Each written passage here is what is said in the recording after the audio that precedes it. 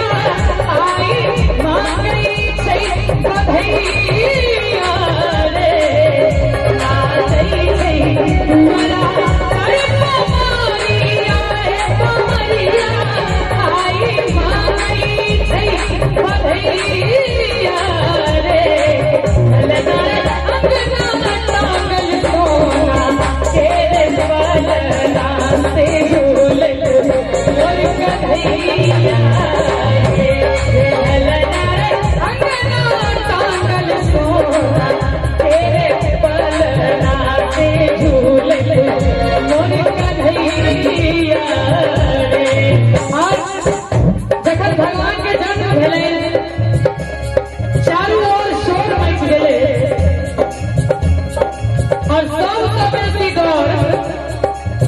कंस मामा के भले जे आब हमर अंत निश्चित है। अंत में लिखे छथिन भाई उज्जवल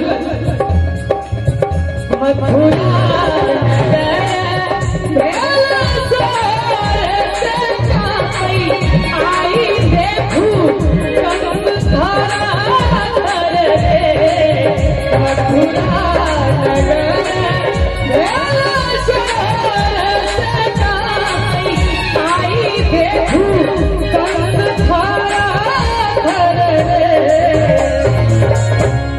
मथुरा नगर भेल शोर से कांपई आई देखू कंस थारा थर रे। एक बार ताली बजावे सब बोले बजा के नीचा नहीं करियो हमरा संगे संगे बजबियो तो आनंद देते रे ललना रे हाथ खेले वाल वाल मुड़ी कर जनक ललना रे हाथ खेले वाल वाल मुड़ी कर जनक ललना रे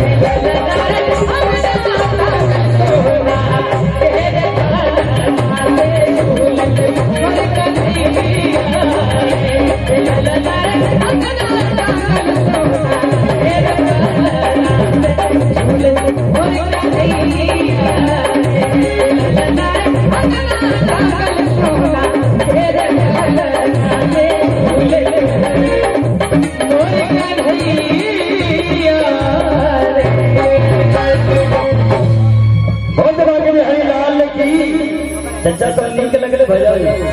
ये ताली बजाते हैं सब और फिर सो भजन के दौर में चलिए इनका पुरस्कार ले अपनी छी